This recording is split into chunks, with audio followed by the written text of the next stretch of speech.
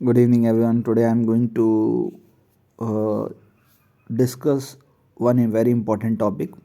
ये टॉपिक हमारा security purpose पे बट एक्सटर्नल सिक्योरिटी पर्पस पे जियो पॉलिटिक्स से रिलेटेड है और इसके चांस बहुत ज़्यादा हैं कि they might ask you the question related to this. तो मैं इस टॉपिक को अच्छे से आपने न्यूज़पेपर में भी पढ़ा होगा, you might be reading the newspaper, लेकिन मैं इसको अच्छे से सिंप्लीफाई करके आपको बता पाऊँगा so that it can cover it this topic holistically. और जब आपसे कोई क्वेश्चन इंटरव्यू में पूछा जाए तो आप उसका आंसर अच्छे से दे पाओगे। So today's topic is AUKUS. AUKUS एक मिलिट्री अलायंस है, ठीक है। ऑकस एक शॉर्ट फॉर्म है 3 कंट्रियों के नाम के एब्रीविएशन के लिए, जो है ऑस्ट्रेलिया, यूके एंड यूएस। तो बैकग्राउंड में जाएंगे कि हम ऑकस बना क्यों है। तो अगर हम बैकग्राउंड में जाना चाहेंगे तो वी विल सी दैट कि चाइना की जो इकोनॉमिक और मिलिट्री पावर है वो बढ़ती जा रही है एक साथ साथ, और ये बढ़ के जो साउथ चाइना सी में है उसमें इंस्टेबिलिटी ला रही है, ठीक है। Since they China being a expansionist and they want to expansion their territory boundaries to other areas जो कि डिस्प्यूट में आ जाते हैं दूसरी कंट्रियों से, and the smaller country are not able to tackle this issue, ठीक है। तो इसी में एक ऑस्ट्रेलिया भी आती है जो कि चाइना पे डिपेंडेंट भी है, बट वो चाइना पे डिपेंडेंट नहीं रहना चाहते हैं, ठीक है। तो चाइना से डिपेंडेंट नहीं रहना चाहते हैं, तो इसलिए Australia wanted to modernise its navy so that they can tackle or they can stand against the China in war or a conflict, ठीक है। तो इस चक्कर में क्या हुआ कि ऑस्ट्रेलिया ने अपनी नेवी को मॉडर्नाइज करने के लिए सबमरीन की डील की थी फ्रांस से। इट वाज अ 43 बिलियन, ठीक है। अगर यहाँ पर हम पढ़ेंगे, ये मैंने यहाँ पर कर रखा है, it was a 43 billion deal जिसमें फ्रेंच कंपनी है नेवल ग्रुप, वो ऑस्ट्रेलिया को कन्वेंशनल सबमरीन बना के देंगे, ठीक है। But since the it was taking too long and Australia wanted to deal wanted कि ये डील बहुत जल्दी जल्दी हो और काम जल्दी हो और हमें सबमरीन जल्दी मिल जाए। तो इस बीच में क्या हुआ कि यूके एंड यूएस ने ऑस्ट्रेलिया से बात की एंड दे टोल्ड देम कि हम आपके लिए न्यूक्लियर सबमरीन बना के देंगे और आपको प्रोवाइड करेंगे। सिंस ऑस्ट्रेलिया वॉज वेरी, उसे बहुत जल्दी थी, तो what they did is they never told the France about the deal they are doing with the Australia and US, और उन्होंने वो डील को अबेंडन करके एक डील इनसे साइन कर ली, ठीक है। अब ये जो डील इनसे साइन कर ली है, इसके लिए इन्होंने एक ग्रुप भी बना लिया और उस ग्रुप का नाम हुआ ऑकस, ठीक है। ऑकस ऐसे अपनी फॉर्म में आया है। तो अगर हम पढ़ेंगे, जो मैंने लिख रखा है वो ये है, Australia, UK and US have announced a trilateral security partnership for the Indo Pacific that is called as AUKUS, ठीक है। ये ऑकस कहा जाता है। इन तीनों कंट्री ने मिलके एक ट्राइलेटरल सिक्योरिटी पार्टनरशिप का एग्रीमेंट कर लिया जिसको ऑकस कहा गया। ये एक नया ग्रुप बना लिया और इस ग्रुप को पार्ट बना के जो ऑस्ट्रेलिया है उसको न्यूक्लियर पावर्ड सबमरीन मिलेंगी फ्रॉम यूके एंड यूएस। अगर आप डिफेंस एस्पिरेंट हैं या आप थोड़े इंटरेस्टेड होते हैं नेवी में, तो you will get to know कि न्यूक्लियर पावर्ड सबमरीन क्या होती हैं, डीजल सबमरीन क्या होती हैं। तो इनका बेसिक जो डिफरेंस होता है वो ये है, मैं 2 डिफरेंस बता सकता हूँ। एक तो ये है कि जो डीजल पावर्ड सबमरीन होती हैं वो ज़्यादा देर तक पानी में नहीं रह सकती, ठीक है। उनकी एक लिमिटेशन होती है, वो वहाँ तक पानी में रह सकती हैं, उसके बाद उन्हें ऊपर आना पड़ता है फॉर देयर रिक्वायरमेंट रिसोर्स, ठीक है। और लेकिन अगर आप वहीं पे न्यूक्लियर पावर सबमरीन देखोगे तो they can stay under water for longest period of time. कहा जाता है कि यूएस के पास न्यूक्लियर पावर सबमरीन है जो कि 1.5 साल तक पानी के अंदर रह सकती है। तो आप सोच सकते हो कि उसका कितना फ़ायदा होगा, ठीक है। सेकंड जो चीज़ डिफरेंस होती है कि डीजल पावर्ड सबमरीन बहुत आवाज़ करती हैं, तो जो आपकी एनिमी है they can might find you, ठीक है। सो उतनी स्टेल्थनेस नहीं होती है और they can be vulnerable in the water while surveillance करते हुए, जो अगर हम जैसे मान लो अगर एग्जांपल लें तो ऑस्ट्रेलिया की मान लो अगर diesel powered submarine is in the South China Sea और वो सर्विलेंस कर रही हैं on Chinese navy, but since it is a diesel submarine they might find it, क्योंकि वहाँ पर आवाज़ बहुत ज़्यादा होती है, they are not at that speed भी उनकी ज़्यादा नहीं होती है, उनको पानी से बाहर आ सकते हैं, तो ये वनरेबिलिटी होती है। तो इसीलिए यूएस जो न्यूक्लियर पावर्ड सबमरीन प्रोवाइड करेगा they will be a top notch, ठीक है। और यूएस के पास जो कटिंग एज टेक्नोलॉजी है उससे प्रोवाइड करी जाएगी, ठीक है। इसीलिए ये पैक्ट बन गया है। लेकिन इस पैक्ट में और भी 3-4 बातें की गई हैं, वो ये है कि ये और भी जगह ये कॉपरेशन करेंगे। वो है जो टेक्नोलॉजी है, वो है artificial intelligence, quantum technology, underwater sea capability as well as cyber attack, ठीक है, साइबर वॉरफेयर कह सकते हैं हम। यहाँ पर भी ये कॉपरेशन करेंगी तीनों कंट्रियाँ।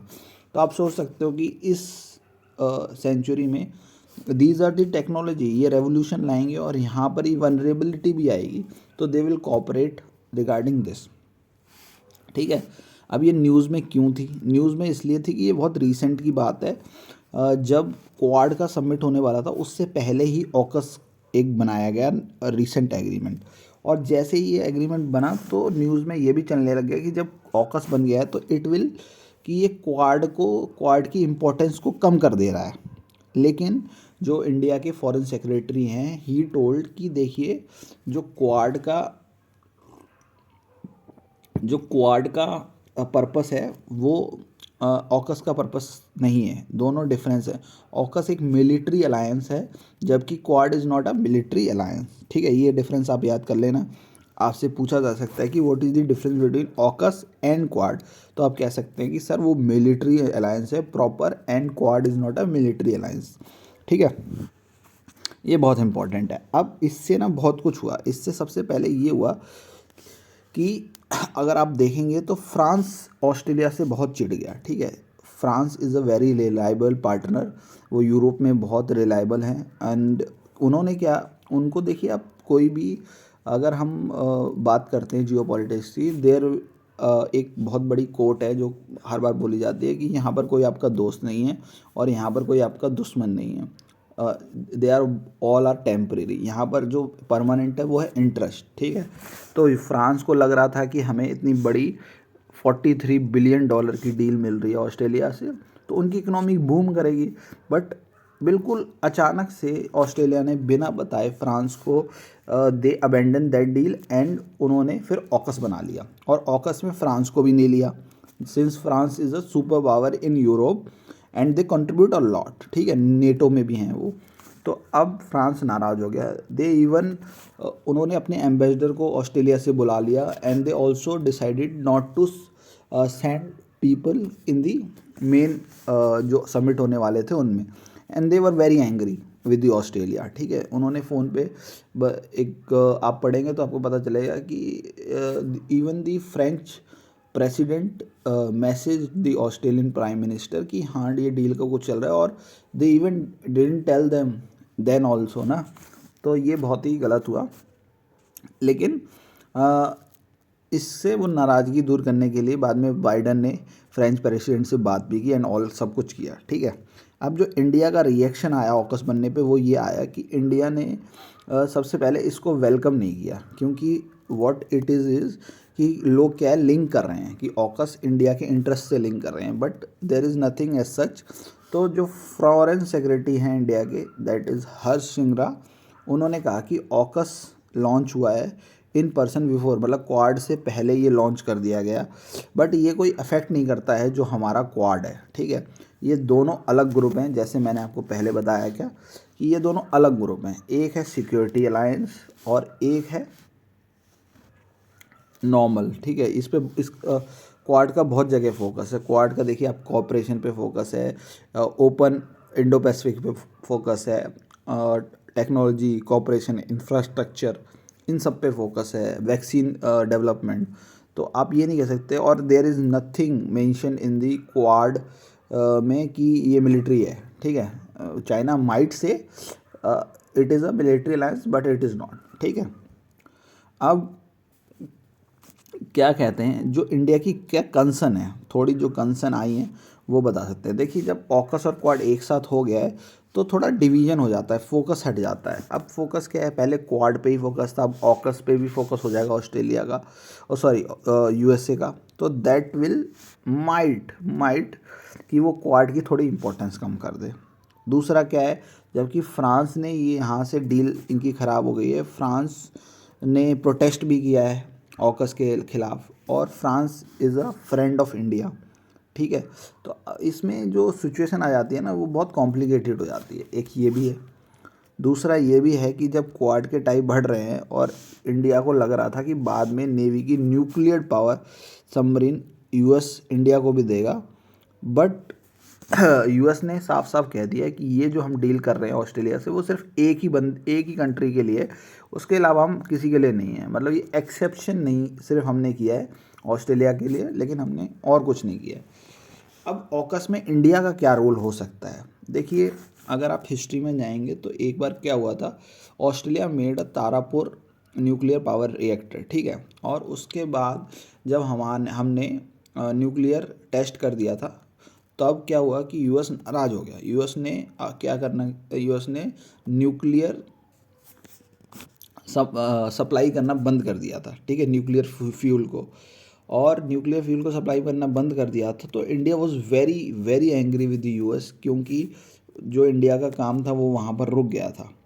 सिंस जब वहाँ पर प्रेसिडेंट चेंज हो गए, तो जो प्रेसिडेंट आए और उनकी जो कांग्रेस की जो मैन थे वहाँ पर, कांग्रेसमैन, उन्होंने कहा कि नहीं, हमें इंडिया से अपने रिश्ते अच्छे करने चाहिए। बट जो कानून था ऑस्ट्रेलिया और यूएस में, वो अलाउ नहीं कर रहा था कि वो उनको सप्लाई करे, लेकिन जो इंटरनेशनल लॉ कहते हैं वो अलाउ कर रहे थे कि वो अलाउ कर सकते हैं। अब ये एक बीच की रसमंजिश है, यूएस क्या करे नहीं करे। तो यूएस ने क्या किया, यूएस ने फ्रांस को बोला कि आप सप्लाई कर दो इंडिया को। इससे क्या विन विन सिचुएशन हो गई। अब इंडिया को अपना न्यूक्लियर फ्यूल मिल गया, तो इंडिया स्टार्टेड न्यूक्लियर रिएक्टर, जिससे हमने अपनी पावर जनरेशन करनी, ठीक है। इंडिया को फ्रांस को अपना एक्सपोर्ट करने के लिए मिल गया, तो उनकी इकोनॉमिक बूम कर गई। And US able to make it कि यूएस ने इंडिया के लिए कर दिया, तो उनके रिश्ते ठीक हो गए। तो आज जब फ्रांस नाराज़ है, तो what India can do is, India need nuclear submarine. India का एक प्रोजेक्ट 75 आई है जो बनने को तैयार हो रहा है, and we are going to deal with the France only. तो इंडिया यहाँ पर एक ऐसा ही रोल प्ले कर सकता है कि वो फ्रांस को कह सकता है कि हम आपको वो इकोनॉमिक वो डील हम आपको दे रहे हैं, तो आप नाराज़ नहीं होइए, आप खुश रहिए, हम एक रिलायबल पार्टनर हैं, और ऐसे विन विन सिचुएशन फिर से हो सकती है। तो यही था आज के लिए। आई होप आप लोगों को समझ आ गया होगा कि ऑकस क्या है, ऑकस और क्वाड में डिफरेंस क्या है, ऑकस से इंडिया की कंसर्न क्या हैं, और इंडिया क्या रोल प्ले कर सकता है इन टर्म्स ऑफ ऑकस, ठीक है।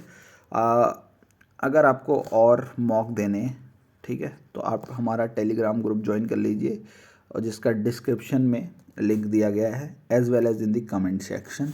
अगर आपको ये वीडियो पसंद आए तो please like and subscribe. Thank you.